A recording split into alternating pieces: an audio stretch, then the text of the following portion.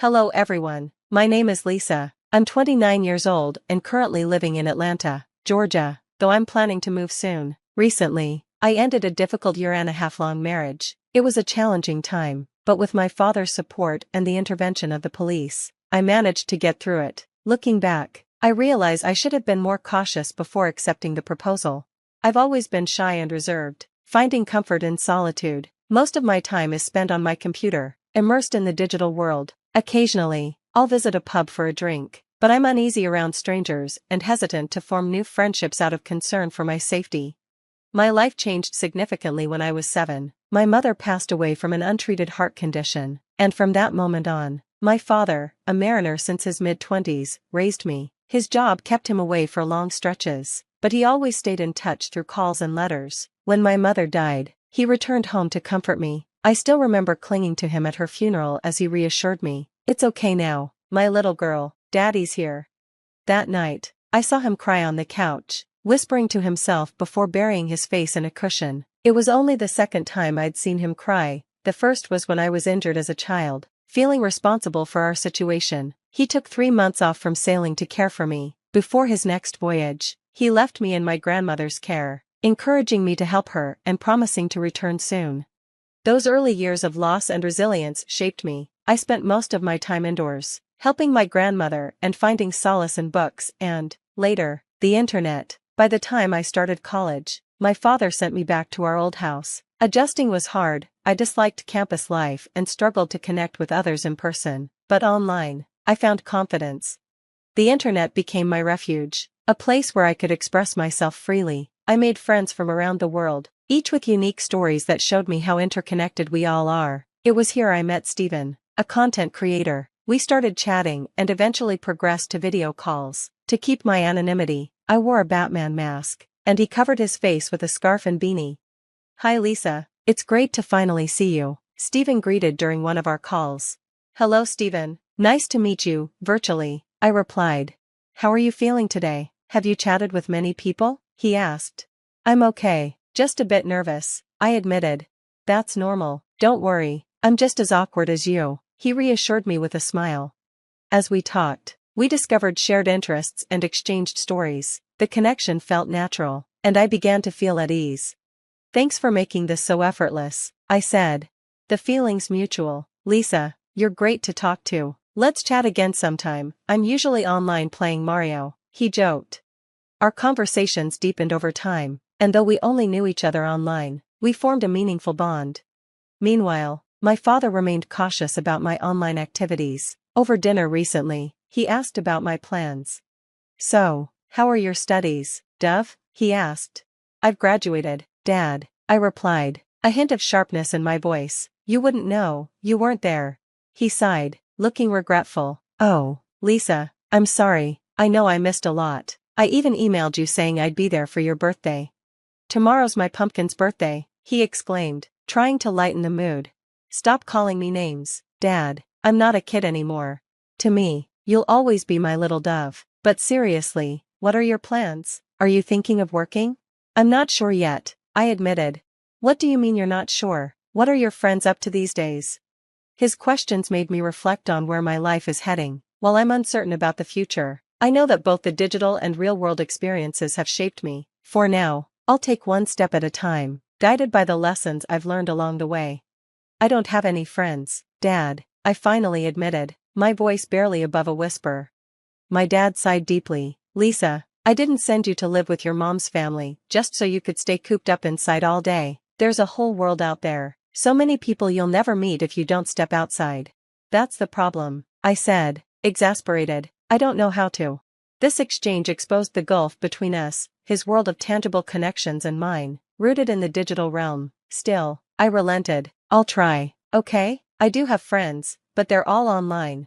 "Online friends?" Dad shook his head, disappointment creeping into his voice. "That's not how real friendships work, Lisa." I sighed, the weight of his disapproval pressing down on me. "Fine, how about this, we go out today, just you and me, shopping or something?" "That sounds like a start," he said, his tone softening. "You've got to push yourself, Lisa, this isn't living. I know it's been hard since Janice." "Why are you bringing Mom into this?" I snapped, anger bubbling to the surface. What are you trying to say? I'm saying we've both been stuck in the past, he said gently, though his words stung. We loved her, but we have to find a way forward, Lisa. His well-meaning words ignited something in me. I slammed my hands on the table, the clatter echoing in the room. You don't understand me, I spat, standing abruptly. Lisa, please, I'm trying to help you, Dad pleaded, his voice tinged with frustration and hurt. You don't know everything about me, so stop pretending you do, I shouted before storming off, my emotions in turmoil. I retreated to my sanctuary, my room, my computer, and the reassuring presence of Stephen on the other end of the screen. Stephen, you won't believe the argument I just had with my dad, I vented. Tell me what happened, he replied, his voice calm and understanding. I poured out my frustrations, the sense of being misunderstood, my dad's inability to grasp why I found solace online. Stephen listened patiently, never judging. Hey, he said after a moment, would you want to meet up sometime? We're both introverts, so it doesn't have to be anything big, just a quiet place where we can talk. His suggestion startled me. I'm not sure, it feels so sudden, I'd need time to think about it, I said, my voice hesitant.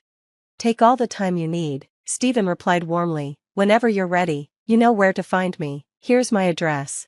Why are you so kind to me? We're just strangers, I asked, confused by his unwavering support. Because I like you, Lisa, he admitted simply. You, like me? My voice wavered with disbelief. Yeah, he said softly, I'd like to get to know you better, and if you ever feel the same, I'm here. Meeting Stephen felt like a leap into the unknown, but one I knew I needed to take. Standing outside his house for the first time, my heart raced with a mix of excitement and apprehension. After a month of chatting online, I was about to step beyond the screen into a new chapter of my life. I was about to meet Stephen in person for the first time. Surprisingly, he lived just a 15-minute drive away. Taking a deep breath to calm my nerves, I knocked on the weathered wooden door. It creaked open, revealing Stephen's warm smile, which immediately put me at ease. Welcome to my humble abode, your presence graces my domain, fair master, he joked, adding a playful touch of gamer lingo. I laughed softly. Some of that gaming talk might go over my head, but thank you. This place is cozy. Do you live here alone? I asked, glancing around at the neatly arranged space. Nope, fair princess, he replied with a grin. I live with my mom. She has the ground floor, and I've got the top floor all to myself. Come on, I'll give you the grand tour.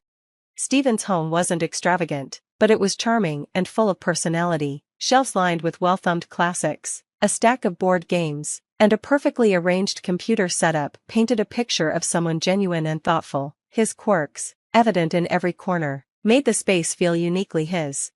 We spent the afternoon talking and laughing, discovering shared interests that deepened our connection beyond the digital realm. Meeting in person added a layer of closeness I hadn't anticipated. He was as kind and witty as he'd been online, and his easy humor made me feel at ease.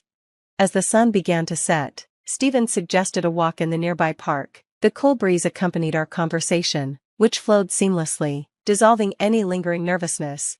Wait, you didn't celebrate your birthday? He asked, surprised, during a lull in our talk.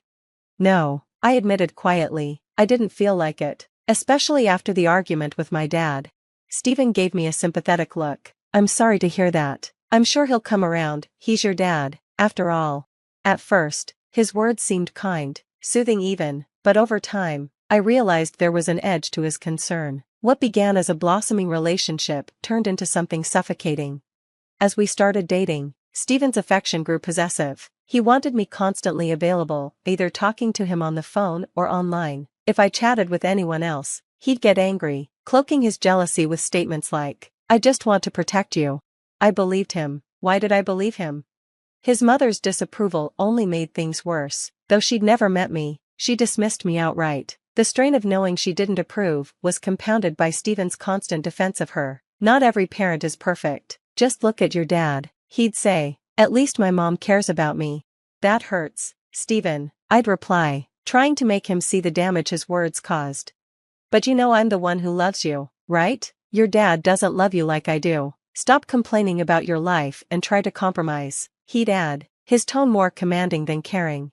When he suggested a secret wedding, I was too worn down to resist. Stephen convinced me that my dad wouldn't approve and didn't truly care about me. Blinded by what I thought was love, I went along with it, believing his assurances over my own instincts. Looking back, I wonder how I let it get so far. Each step I took closer to Stephen, I seemed to lose more of myself.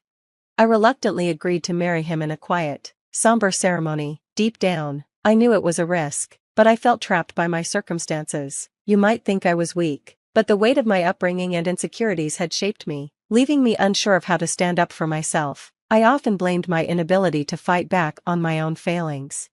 In the months that followed, I began to see a side of his mother I hadn't anticipated, a side filled with cruelty and malice. Her every action seemed designed to make me miserable. It started with subtle, cutting remarks and escalated into relentless emotional torment. "Is this supposed to be food? My son can't eat this mess. Make it again, you fool," she'd sneer. "Why is this place so filthy? Are you blind?" Her harsh words chipped away at my self-esteem until I felt utterly worthless. Stephen, meanwhile, was a passive observer, locked away in his room with his video games and music. His detachment left me isolated, bearing the brunt of his mother's venom alone. I missed my dad terribly and regretted every fight we'd ever had. It was my anger that had driven him away, and now I had no one to turn to.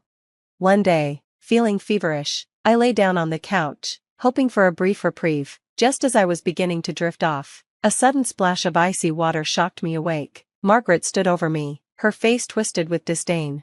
"What the hell are you doing on our couch? Did you get the groceries like I told you?" she barked. Too weak to argue, I didn't reply. "I see, you expect me to do all the work while you laze around? You devil," she spat, slapping me hard across the face before calling for Stephen.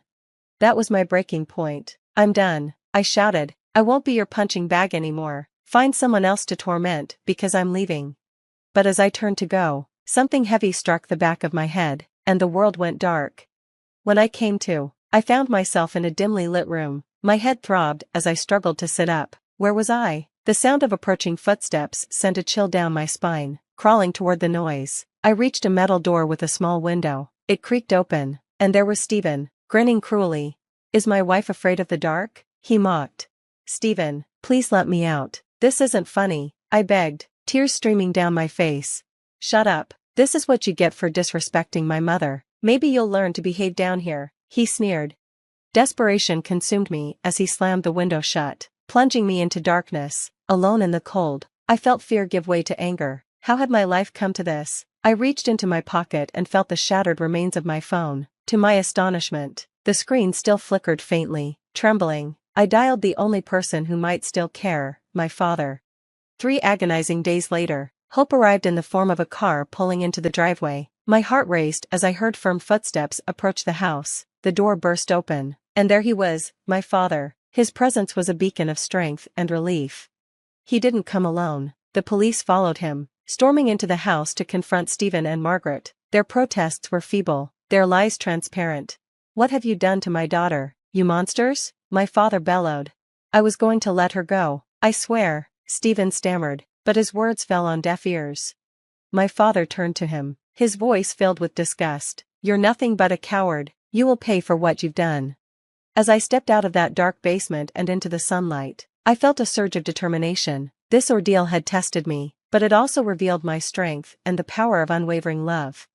I decided to leave Georgia and start anew in California with my dad. I vowed never to let anyone silence me again and to be more cautious in trusting others. The scars of this experience would remain, but they would serve as a reminder of my resilience and the promise of a brighter future ahead.